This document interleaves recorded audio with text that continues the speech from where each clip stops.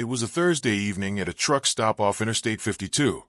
The kind of place where the coffee's always too strong and the parking lot never sleeps. Marcus Reaper Steele was topping off his Harley's tank when the sound cut through the rumble of diesel engines. A child's scream, pure terror wrapped in desperation. 22 years with the Iron Skull's MC had sharpened Marcus's instincts to a razor's edge. He knew the difference between a tantrum and genuine fear. This was the latter. He turned toward the mini-mart, just as a small figure burst through the automatic doors. A girl, no more than 7, dark braids flying behind her, tears streaming down her brown cheeks.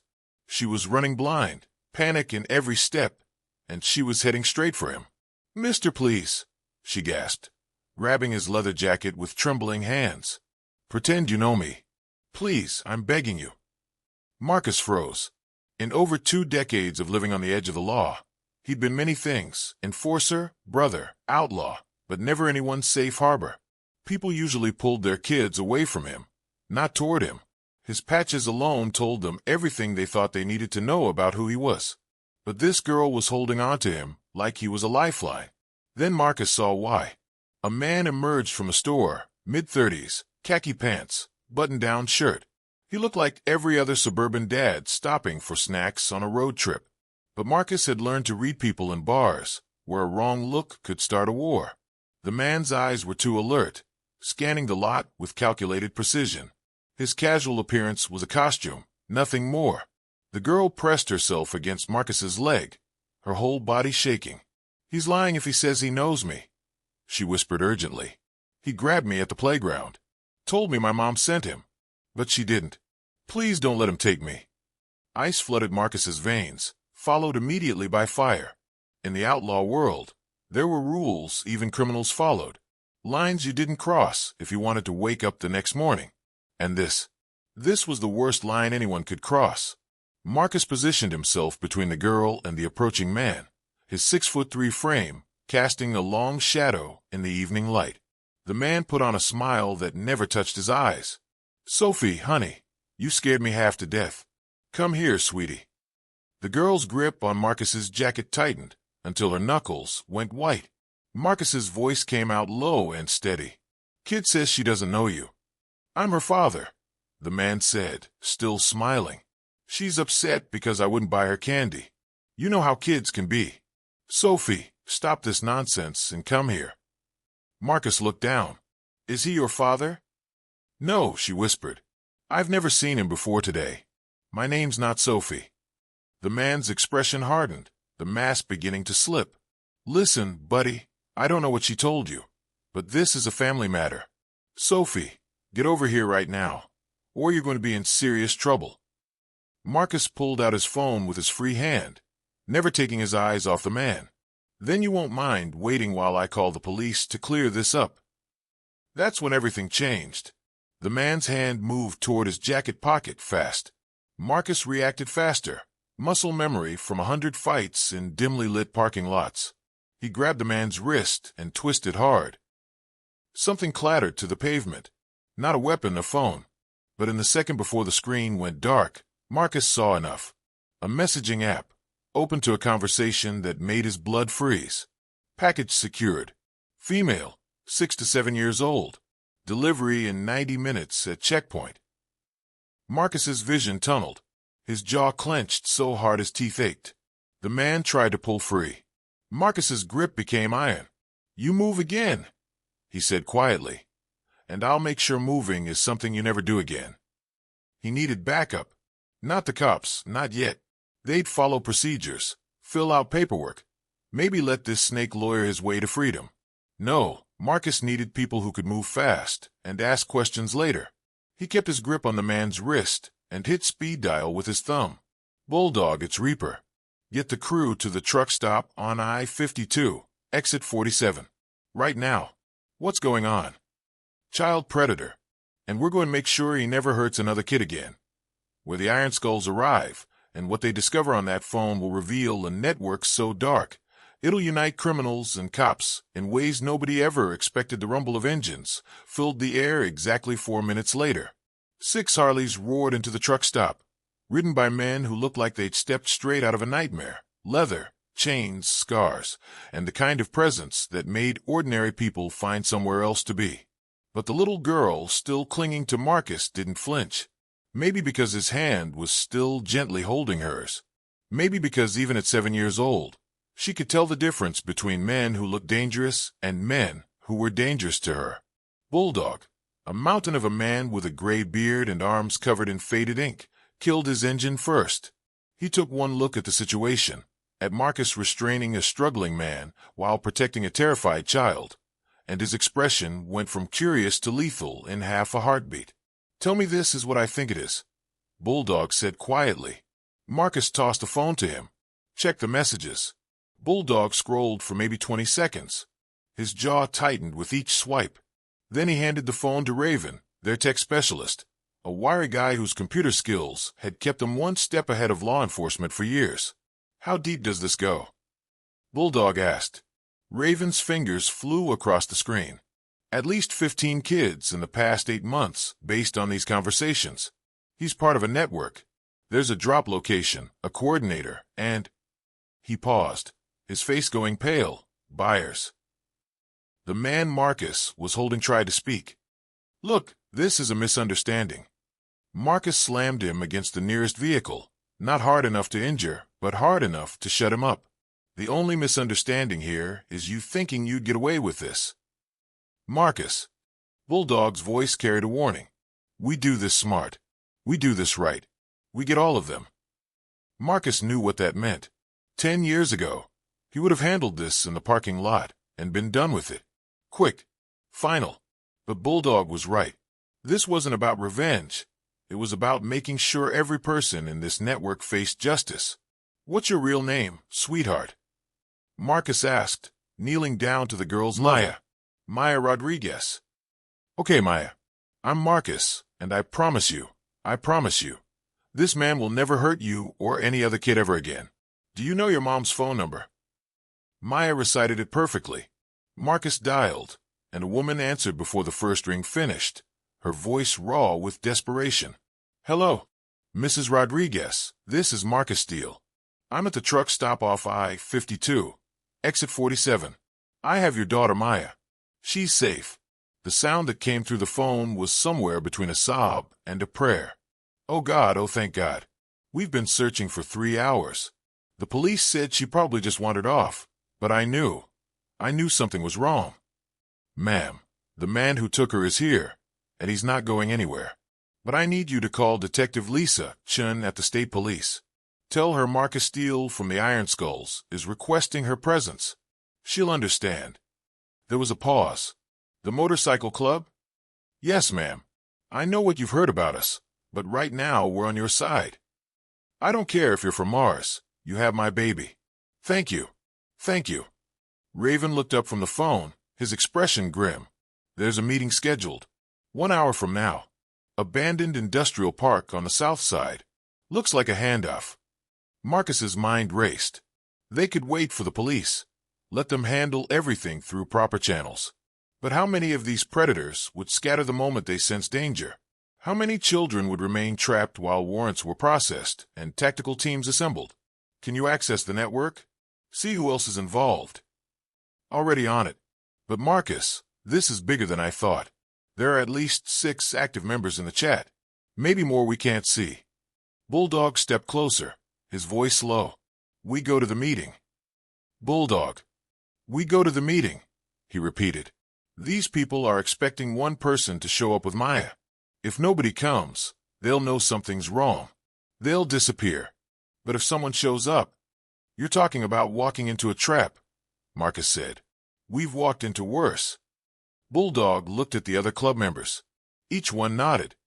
"Besides, nobody's going to question bikers showing up to a shady meeting. We blend right in with that crowd." Detective Chun arrived 35 minutes later with 3 state police units. She was a sharp-eyed woman in her mid-40s who'd worked organized crime for over a decade. She'd arrested Iron Skull's members before, including Marcus himself, but there was mutual respect built on years of unspoken understanding. "Steele," she said, approaching with her hand near her sidearm, not threatening, just cautious. "Your call said child trafficking." Marcus handed her the phone Raven had been analyzing. Everything you need is on here. Meeting locations, network contacts, messages going back months. He grabbed Maya from Washington Park this afternoon. Chen scrolled through the phone, her expression darkening with each screen. This is enough for warrants on at least a dozen people. How did you? Maya asked me to pretend I knew her, Marcus said simply. Smart kid. Brave kid. Maya's mother arrived moments later, nearly collapsing when she saw her daughter. Maya ran to her, and they held each other like they'd never let go. But before they left, Maya turned back to Marcus. Thank you, Marcus. You saved me. Something shifted in Marcus's chest, a crack in armor he'd worn for 2 decades. You saved yourself, kid. You were smart enough to run and brave enough to ask for help. Mrs. Rodriguez approached him, tears streaming. I don't care what anyone says about motorcycle clubs. You gave me back my world. Marcus nodded, uncomfortable with gratitude he didn't feel he deserved. Detective Chun was already organizing a response to the meeting. Marcus, I need statements from all of you. You'll get them. But Chun, I want it on the operation. Absolutely not. This is a police matter. Those people are expecting someone at that meeting. If nobody shows, they scatter. But if someone shows... Marcus let the implication hang. Chin studied him. You're talking about going undercover. That's insane and completely against protocol. I've done insane before. And unlike your undercover officers, if something goes wrong, I know how to handle myself in that world. Where Marcus and the Iron Skulls walk into the darkness of that meeting, and what they find will test everything they thought they knew about justice, redemption, and the thin line between criminal and hero. Detective Chin stared at Marcus for a long moment, clearly wrestling with protocol, liability, and the cold reality that his plan might actually work. Finally, she nodded. This conversation never happened officially. If anyone asks, you were never there, and I never authorized this. Understood. Understood. And Steele, you see kids in danger, you signal us immediately. No heroics, no vigilante justice.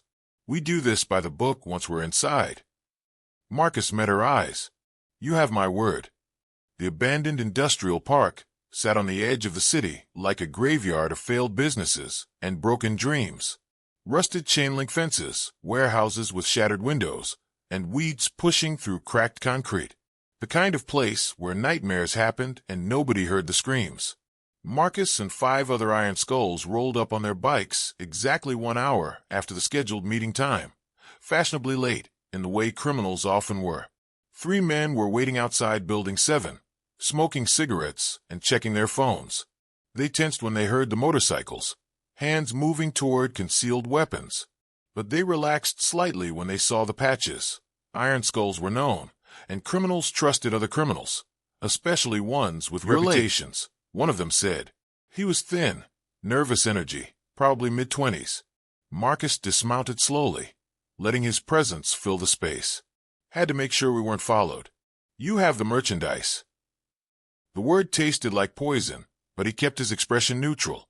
Yeah, but we weren't expecting a whole crew. My brothers go where I go. That a problem? The man hesitated, glanced at his companions, then shook his head. No problem. Come on. They were led into the warehouse, and what Marcus saw made him want to burn the entire structure to the ground. 11 children, ages ranging from maybe 5 to 13, sitting on dirty blankets spread across the concrete floor. Some were crying. Others had gone silent, traumatized beyond tears. Each one represented a family destroyed, a life stolen. Marcus's hand moved to his phone in his pocket, finding the button that would signal Chin and her team. He pressed it 3 times, the code they'd agreed on. So, Marcus said, forcing his voice to stay casual despite the rage burning through every nerve. How does this work? Simple transaction, said a woman who'd been standing in the shadows. She was older, 50s maybe, with cold eyes that showed no recognition that these were children. You choose what you want, we name a price, money transfers, and the merchandise is yours. That word again. Merchandise. Like these were objects instead of human beings. Marcus looked at Bulldog and the others. They were all thinking the same thing. They'd broken laws, hurt people, crossed lines they couldn't uncross. But this was evil in its purest form, and standing here pretending to be part of it was taking every ounce of control they had. A little boy, maybe 8, looked up at Marcus with hollow eyes. He'd given up hope entirely. That look would haunt Marcus for the rest of his life. "I got a question," Marcus said. The woman smiled. "Price is negotiable depending on age and... How do you sleep at night?" The smile disappeared. "Excuse me." "You heard me. These are children. How do you justify this to yourself?" The thin man reached for his weapon. "What the hell are you?" "State police. Everyone on the ground. Now." Detective Chun and 20 officers breached every entrance simultaneously. Doors, windows, even through the roof. The coordinated assault was over in seconds. The traffickers tried to run. 2 pulled weapons. But between the police tactical team and the Iron Skulls blocking exits, the building was locked down before anyone made it 10 feet. Marcus moved immediately to the children, dropping to one knee so he wouldn't seem so intimidating. "Hey everyone, I'm Marcus. These police officers are here to help you. You're safe now. You're going home." The 8-year-old boy who'd looked at him earlier whispered, "Are you a bad guy?" The question hit Marcus harder than any punch he'd ever taken. "Not today, kid. Not today." The aftermath was controlled chaos. EMTs examined each child while social workers made frantic calls to locate families. Detective Chun coordinated everything with the precision of someone who'd trained for this moment her entire career. But Marcus couldn't leave. Not yet. He stood against the warehouse wall, watching as each child was gently guided to safety. Parents began arriving. Some collapsed in relief. Others couldn't even speak through their sobs. "Steele." Detective Chun approached, her expression unreadable. "We need to talk." "Here it comes," Marcus thought. The arrest for interfering with an investigation, for going undercover without authorization, for the dozen other charges she could make stick. "I've spent 12 years thinking the Iron Skulls were just another criminal organization I needed to take down," Chin said quietly. "You've given me weapons charges, assault cases, drug violations over the years. Detective, but you just helped me dismantle the largest child trafficking ring in this state. 11 kids are going home because you gave a damn when it mattered most."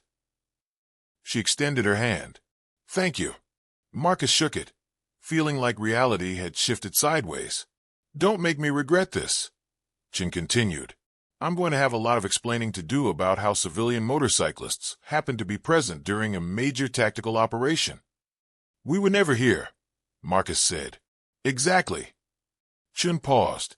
"But Steele, off the record, if you ever intercept something like this again, you call me first. We do this through proper channels. And if those channels are too slow, you call me anyway, and I'll figure out how to speed them up."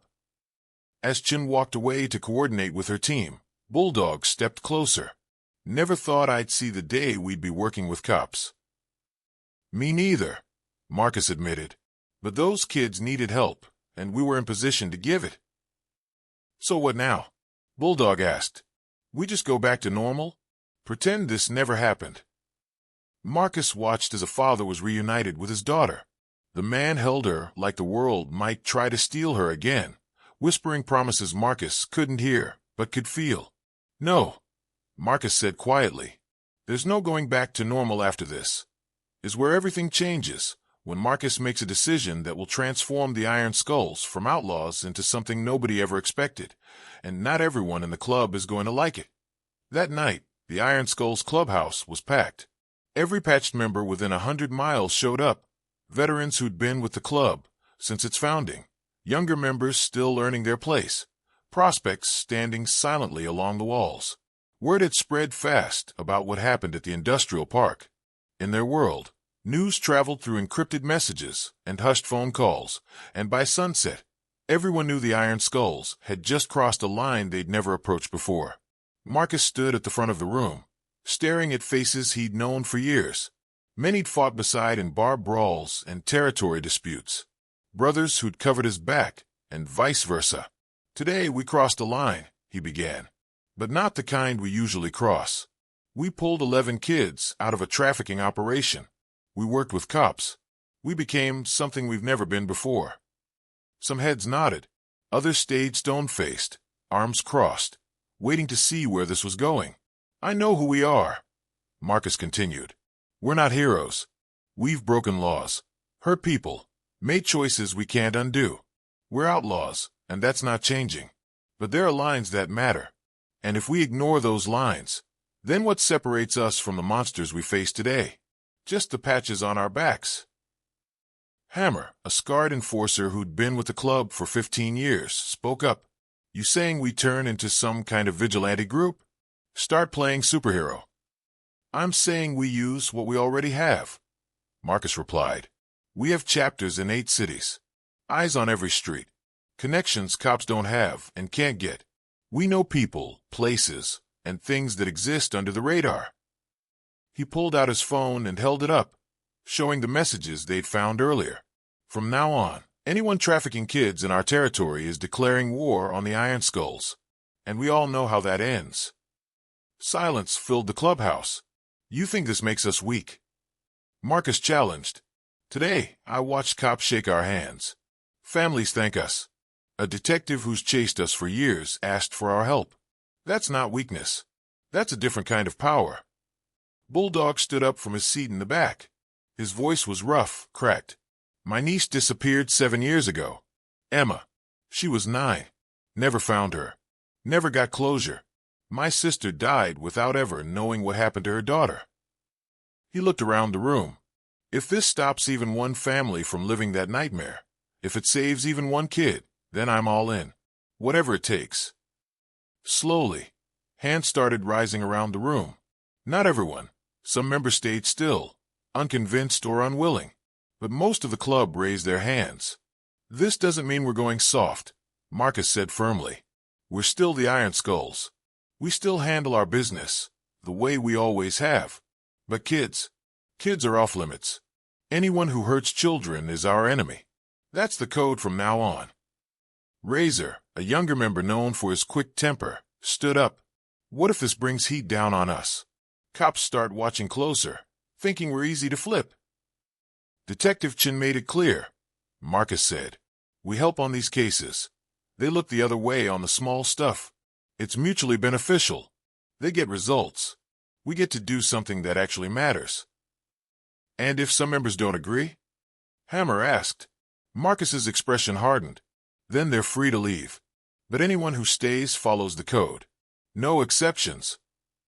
The meeting continued for another hour, working out details, establishing protocols. They'd need a system for handling tips, a way to coordinate with law enforcement without compromising their independence, and clear boundaries about what they would and wouldn't do. As the crowd dispersed, Bulldog approached Marcus at the bar.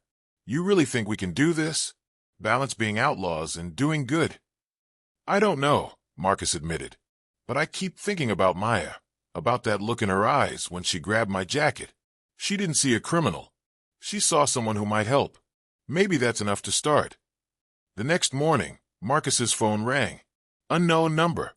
"Is this Marcus Steele?" a woman's voice asked, trembling. "Who's asking?" "My name is Jennifer Hayes. Detective Chin gave me your number. My son Christopher has been missing for 2 days. The police say there's no evidence of foul play, but he'd never just run away. He's only 10. I know something's wrong." Marcus thought about Maya Rodriguez, about her mother's desperation. "Tell me everything, Mrs. Hayes." Christopher Hayes was located within 36 hours. He'd been lured through an online game, convinced to meet someone at a mall. The Iron Skulls tracked him to a motel outside city limits, coordinated with Chen's team, and had the boy back with his family before anything could happen. That case led to another, then another. 3 months later, Marcus sat in what used to be an abandoned community center. The Iron Skulls had helped renovate it, using legitimate money from their legitimate businesses and some not-so-legitimate donations from members who wanted to contribute.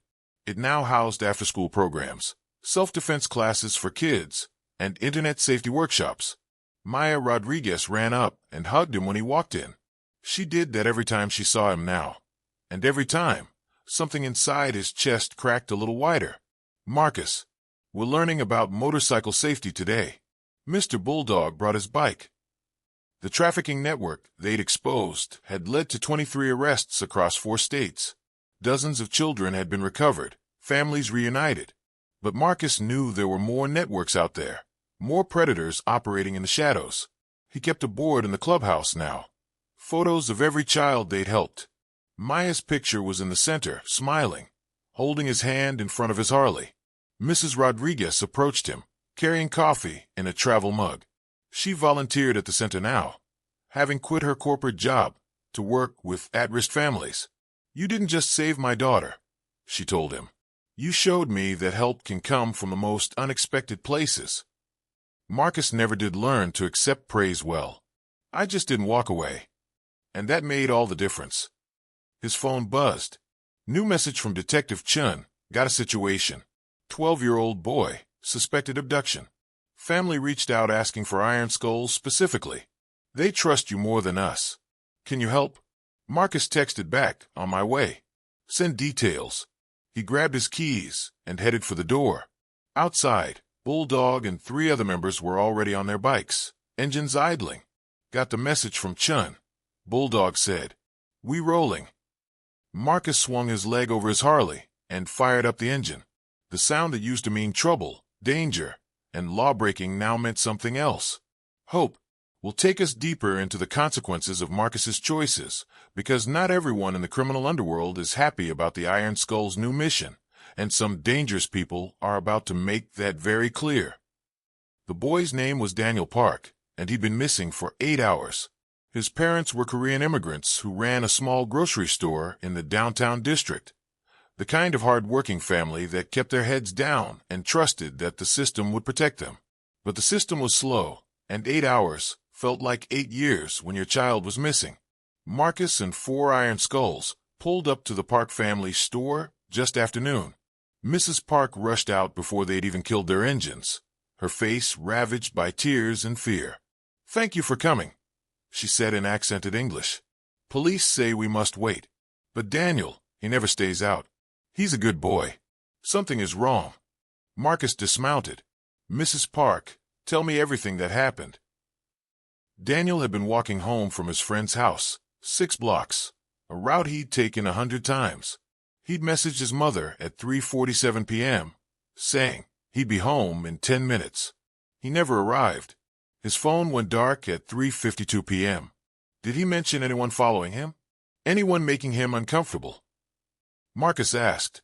Mrs. Park shook her head. "Nothing. But last week, a man came to store. Asked questions about Daniel. What school he goes to. What time he comes home. I thought he was being friendly. Now I think." She couldn't finish the sentence. Raven was already pulling out his laptop. "Do you have security cameras?" Yes. Mr. Park pulled out his phone. "I checked footage. Here, this is the man."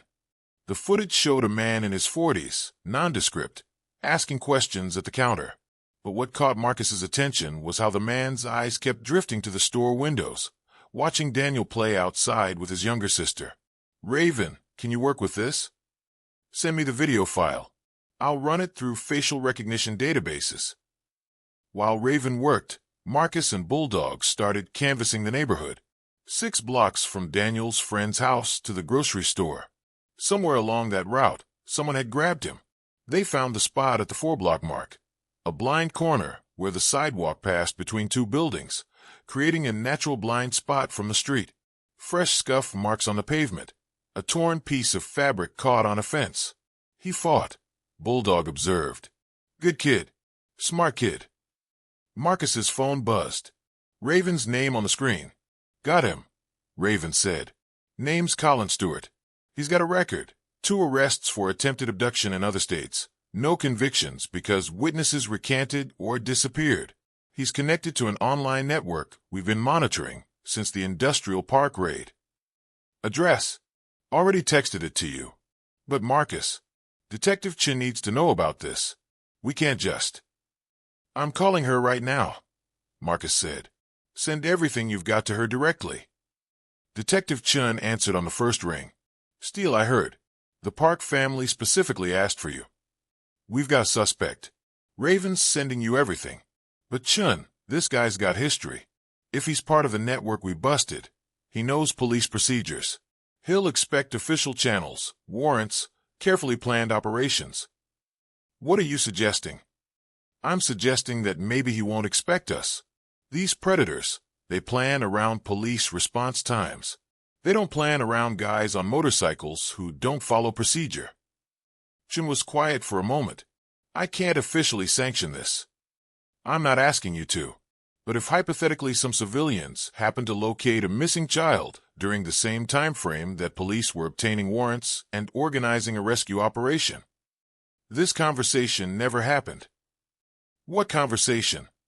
The address Raven had sent led to a house in a quiet suburban neighborhood, the kind of place where everyone mowed their lawns and nobody asked questions. Marcus and 3 other Iron Skulls did a slow roll past, taking in details. 2-story house. Garage door closed. Curtains drawn on every window. A white van in the driveway. The vehicle of choice for predators who wanted to blend in. We can't just kick in the door, Bulldog said quietly. If he's got the kid in there and feels cornered. Marcus nodded. They needed to be smart about this. Raven, can you kill the power to the house? Give me 5 minutes. While Raven worked his technical magic, Marcus called Chun. We're at the location. What's your ETA? 20 minutes for warrants, another 10 to get a team in position. Copy that. We'll wait. Except they weren't going to wait, and Chun probably knew that. Exactly 4 minutes later, the power in Stewart's house went dark. They watched through the windows as flashlight beams began moving inside. Someone checking the electrical panel, trying to figure out what happened. That's when Marcus saw him. In the split second of illumination from the flashlight, he saw Daniel Park, bound and gagged in what looked like a basement visible through a ground-level window. Bulldog, Marcus said quietly. Back window now. They moved fast but quietly, splitting up to cover all exits. Marcus and Bulldog went for the back of the house, while Razor and Torch covered the front. No sirens, no shouting. Just 4 men who'd spent years operating outside the law using those skills for something that actually mattered. The back window was unlocked. Arrogance or carelessness, it didn't matter. Marcus eased it open and dropped inside, landing in a laundry room. He could hear Stewart upstairs, cursing about the power outage and making a phone call. The basement door was locked. Marcus didn't hesitate. He kicked it in. Daniel was there, tied to a chair, tape over his mouth, eyes wide with terror. But when he saw Marcus, something shifted. Maybe he recognized the Iron Skull's patches from the news coverage of the Industrial Park rescue. Maybe he just recognized someone who'd come to help. Marcus moved quickly, cutting the restraints with a knife from his belt. You're safe now, Daniel. But I need you to be very quiet, okay? Daniel nodded, tears streaming down his face. Footsteps pounded down the stairs. Stewart appeared in the doorway, and for a moment, their eyes met. Stewart's hand moved toward something on his belt, pepper spray or a weapon. Marcus couldn't tell. He didn't wait to find out. Marcus moved forward, years of brawling experience guiding his body. One strike to disable, another to control. Stewart went down hard, unconscious before he hit the concrete floor. Bulldog, we've got Daniel. Suspect is down. Cops are rolling up now, Bulldog reported. Chen's team is 2 minutes out. Marcus scooped Daniel up. The boy was small for 12, thin and terrified. Come on, kid. Let's get you home. They emerged from the house, just as Detective Chen's vehicle screeched to a stop in front. Officers poured out, weapons drawn, and for a moment Marcus thought they might be arresting him along with Stewart. But Chen just looked at him, at Daniel clinging to his leather jacket, and nodded once. Suspect is inside, basement level, unconscious, Marcus reported. He's got a phone with active communications to other network members. Chen signaled her team. Secure the suspect and the evidence. And someone call the Parks. Tell them Daniel's coming home. At the hospital, where Daniel was checked over as a precaution, Mrs. Park collapsed into Marcus's arms, sobbing thank yous in Korean and English, while Mr. Park stood in stunned silence, his hand on his son's shoulder like he might never let go. You saved our son, Mrs. Park said. How do we thank you? Take care of him.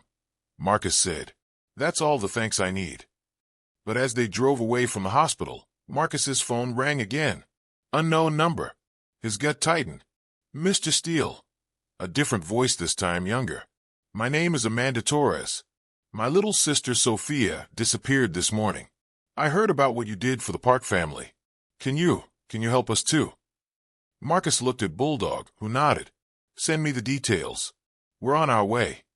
We'll reveal the cost of their new mission, because while the Iron Skulls have been saving children, they've also been making powerful enemies in the criminal underworld, and those enemies are about to strike back in a way Marcus never saw coming. Sophia Torres was found within 12 hours, recovered from a house 3 states away, through a combination of Raven's digital tracking and old-fashioned legwork. But the rescue operation revealed something that made Marcus's blood run cold. The traffickers had started keeping detailed files on the Iron Skulls. Photos of members, addresses of their homes, information about their families. They'd been watching back, preparing for retaliation. This isn't random, Raven said, scrolling through a laptop they'd seized during Sophia's rescue. They've been building a database on us for weeks. They know where we live, where we ride, even where our kids go to school. Marcus felt ice settle in his stomach. They're planning to hit back. Not just hit back, Raven said grimly. They're planning to make an example. Look at this message thread. The messages were from someone calling themselves the broker, clearly high up in the trafficking organization, and the broker was furious about the Iron Skull's interference. These bikers have cost us millions and exposed 3 of our networks. They think they're heroes. Show them what happens to heroes. Target their families. Make it hurt. Marcus immediately called an emergency church meeting, bikers' term for a mandatory club gathering. Within 2 hours, every patch member in the region was at the clubhouse, and Marcus was breaking news that no one wanted to hear. They know who we are, Marcus said without preamble. They have photos, addresses, family information. Anyone with kids, wives, girlfriends, they're all potential targets. The room erupted in angry voices. Men who'd never shown fear were suddenly facing the reality that their crusade to protect children had made their own families vulnerable. Hammer stood up, his scarred face twisted with rage. Then we end this. We find every single one of these animals, and we end them. Tonight. That's what they want, Bulldog interjected. They want us scattered, emotional, making mistakes. We need to be smarter. Marcus nodded. Bulldog's right. We protect our families first. Nobody rides alone. Everyone who has vulnerable family members gets protection detail. We coordinate with Detective Chen's task force. Coordinate with cops. Razor interrupted. Marcus, they're trying to kill our families, and you want us to file reports? I want us to survive this. Marcus shot back. I want to win. And we don't win by playing their game. We win by using every advantage we have, including law enforcement that's finally on our side. His phone rang. Chen's name on the screen. Marcus answered on speaker. Steele, we've got a problem. Intelligence just intercepted chatter about a coordinated hit on Iron Skull's family members. They're planning something big. We know. We found their surveillance files. Then you know we need to move everyone to safe locations. I'm coordinating with federal marshals for witness protection protocols. Our families aren't going into hiding, Hammer growled. We don't run. You might not have a choice, Chen said. These people are connected to international networks. They have resources, money, and nothing to lose, since you've been dismantling their operations. Marcus made a decision. Chun, can you get protection details on the most vulnerable targets? Kids, elderly parents, anyone who can't defend themselves. Already working on it. But Steele, you need to understand, this is bigger than I thought. The trafficking ring you exposed was just one branch. There are others, and they're all connected to a central organization we've been trying to crack for years. You've kicked a hornet's nest. Over the next 48 hours, the Iron Skulls transformed from a rescue operation into a fortress. Members moved their families to secure locations. Those who stayed were armed, vigilant, and operating in teams of never less than 3. Maya Rodriguez's mother called Marcus in a panic. Someone was asking about Maya at her school. A woman claiming to be from Child Services, but the school hadn't been notified. They didn't let her take Maya. But Marcus, I'm terrified. Pack a bag for you and Maya, Marcus said immediately. I'm sending Bulldog and 2 others to pick you up. You're staying at a safe house until this is over. What about my job? Maya's school. Mrs. Rodriguez, these people will use Maya to get to us. Please, trust me on this. She did. Within 3 hours, Maya and her mother were at a location known only to Marcus and Detective Chun, a ranch owned by a retired cop who owed Chun favors. But not everyone could be moved in time. The call came at 2:47 a.m. Torch's voice, tight with barely controlled panic. They took my daughter. They grabbed Melissa from her apartment. Left a message. Marcus was on his bike before Torch finished the sentence. What's the message? They want to trade. Melissa for us. They want the Iron Skulls to back off, stop interfering, and they'll let her go. We've got 12 hours. Bulldog's voice came over the line. He was already writing too. It's a trap, Marcus. You know it's a trap. Of course it's a trap, Marcus said. But we're not letting them keep Torch's daughter. At the clubhouse, Marcus laid out a map on the pool table.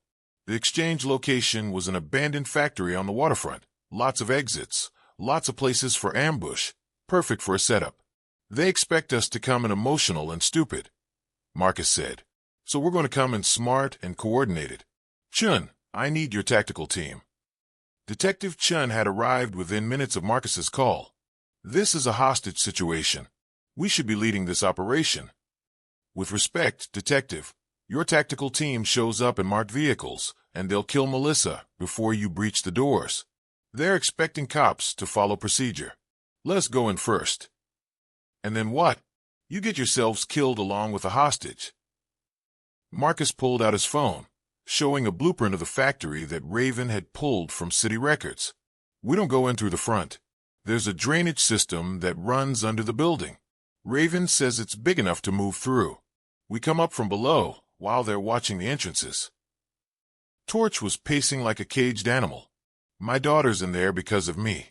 Because I joined you on these rescues. This is my fault. This is their fault, Marcus corrected firmly. Evil people doing evil things. We're just the ones trying to stop them. And we're going to get Melissa back. The operation began at dawn.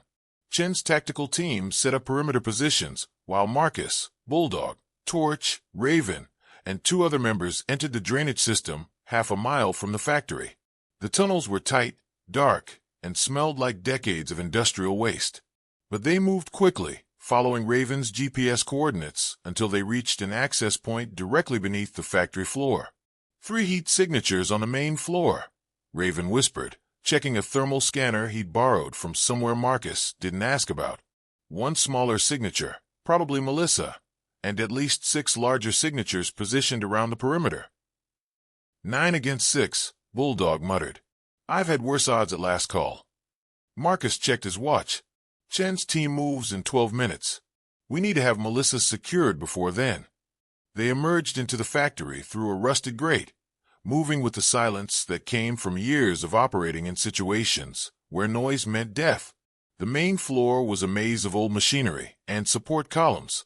Plenty of cover, plenty of danger. Melissa was tied to a chair in the center of an open space. She was 19, home from college, and she looked terrified but defiant. 3 men stood guard over her, while others were positioned at windows and doorways, watching for the Iron Skulls to arrive. What they didn't expect was for the Iron Skulls to already be inside. Marcus signaled the team. They split up, each moving toward a predetermined target. The plan was simple. Neutralize the guards, grab Melissa, and get out before the traffickers realized what was happening. But plans never survive first contact. One of the guards turned at exactly the wrong moment and saw Torch moving through the shadows. "We've got company," he shouted, reaching for his weapon. Everything exploded into chaos. Marcus rushed forward, covering the distance to Melissa in seconds. Bulldog and Raven engaged the guards, while Torch made a straight line for his daughter. Gunfire erupted, not from the Iron Skulls, but from the traffickers.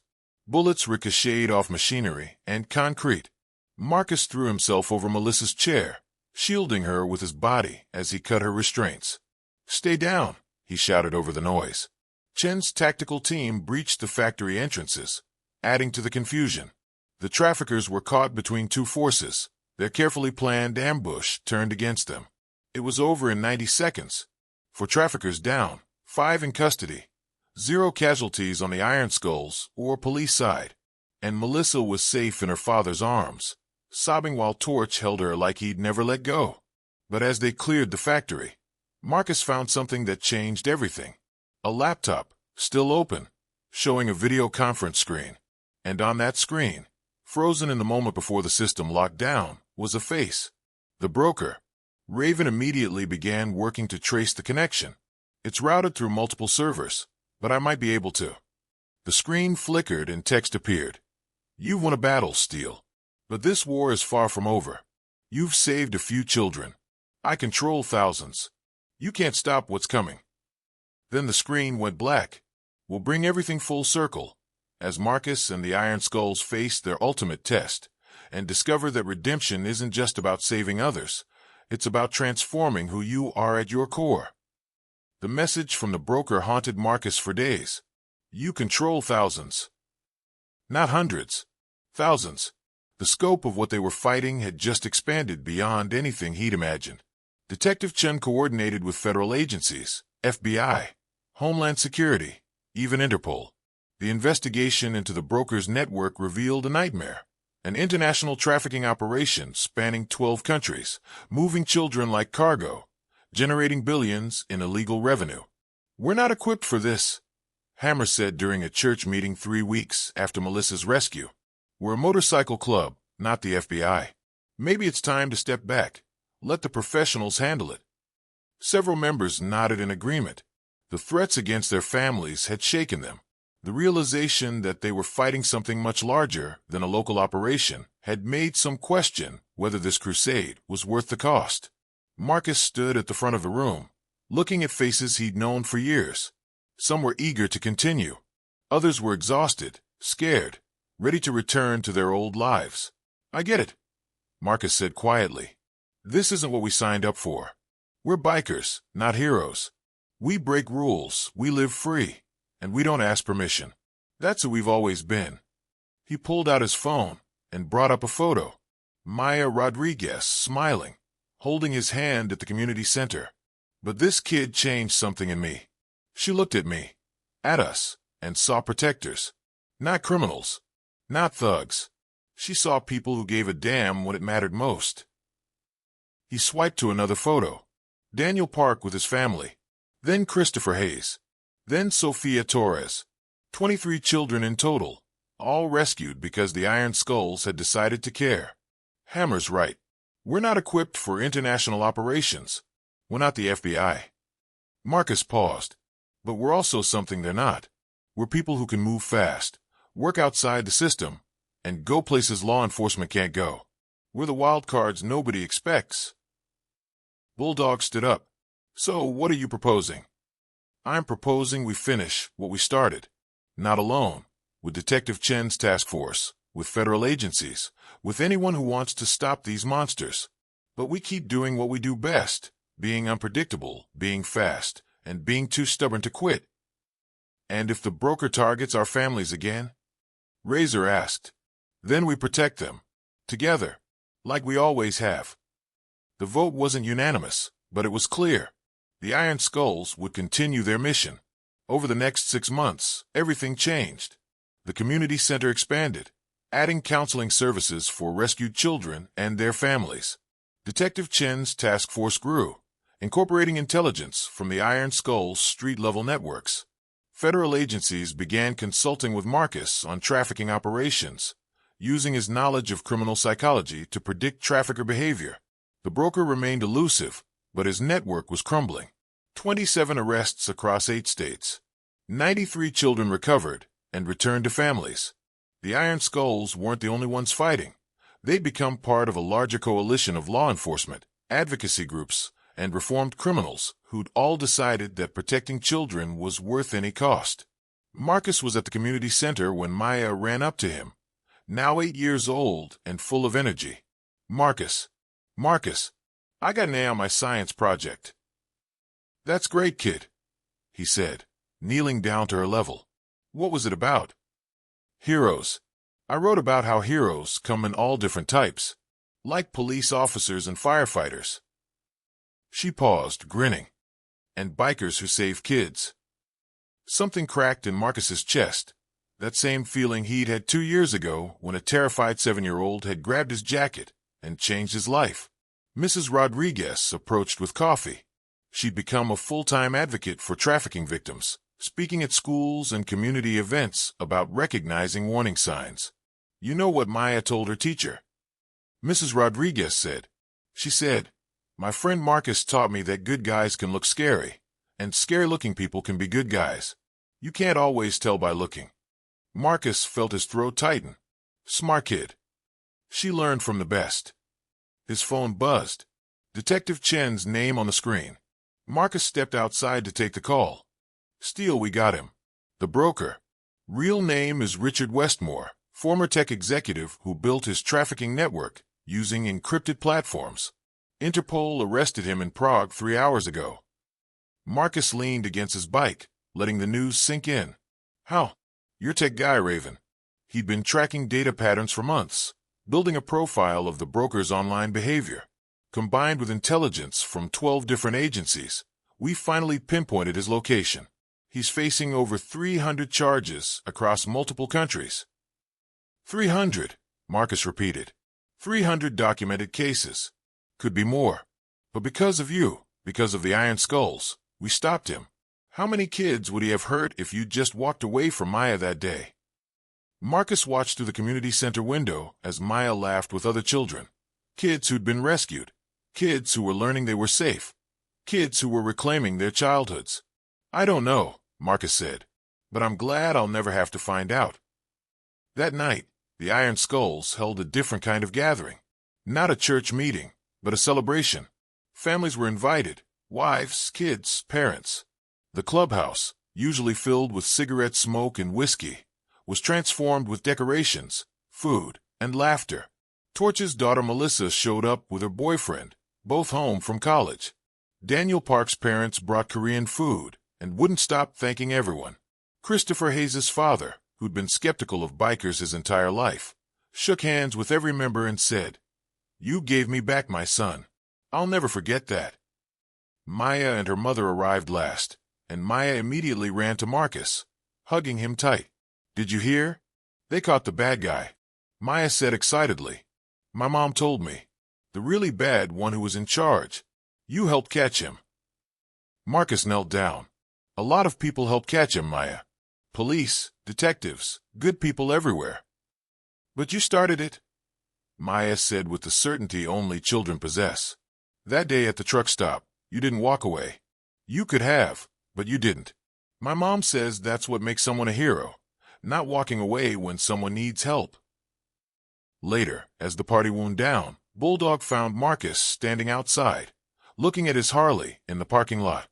"You thinking about Emma?" Bulldog asked quietly, referring to his niece who'd disappeared 7 years ago. "Yeah," Marcus admitted, "wondering if we'd done this sooner." "Don't," Bulldog said firmly. "We can't change the past, but we change the future for a lot of families. That's got to count for something." "Does it make us good guys now?" Marcus asked. "After everything we've done, all the laws we've broken, the people we've hurt?" Bulldog considered this. "I don't think it's about being good guys or bad guys. I think it's about making a choice every day. Today, did you do more good than harm? Today, did you help someone who needed it?" Marcus looked back through the window at the celebration inside. Children laughing. Families together. People who'd lost everything finding hope again. "I used to think redemption meant erasing your past," Marcus said. "Becoming a completely different person. But maybe it's simpler than that. Maybe it's just choosing to be better today than you were yesterday."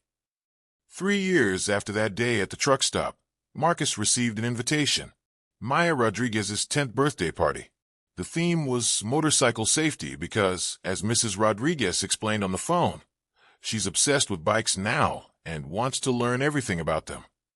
The party was held at the community center, and it was packed. Kids from the neighborhood, families the Iron Skulls had helped. Even Detective Chin showed up with her own children. When Marcus arrived with Bulldog and several other members, the children swarmed them, asking questions about the motorcycles, wanting to sit on the bikes, completely unafraid. Maya ran up and hugged Marcus. "Best birthday ever. Thank you for coming. Wouldn't miss it, kid." Later, as the sun was setting and the party was winding down, Maya approached Marcus with something in her hands. "A drawing. I made this for you," she said shyly. The drawing showed a little girl holding hands with a man in a leather jacket. They were standing in front of a motorcycle, and above them, Maya had written in careful letters, "My hero Marcus." Marcus felt his eyes burning.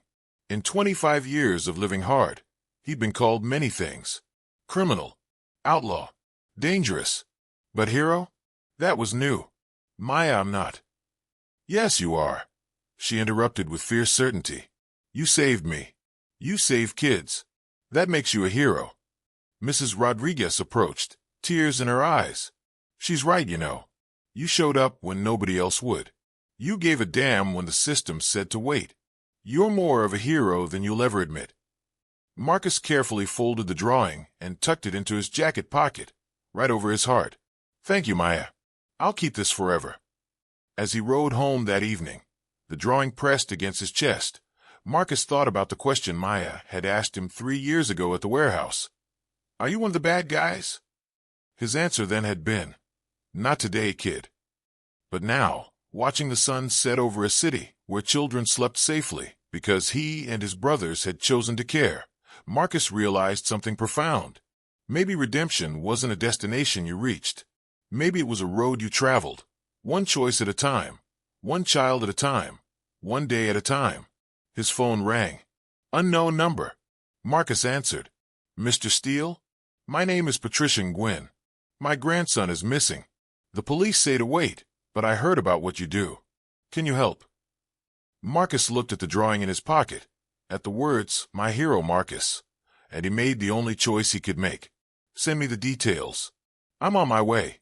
He called Bulldog, then Raven, then Torch. One by one, engines roared to life across the city. The Iron Skulls were riding again. Once, that sound meant trouble. Now it meant hope. The road stretched out before Marcus, endless and uncertain. There would be more calls, more missing children, more battles to fight.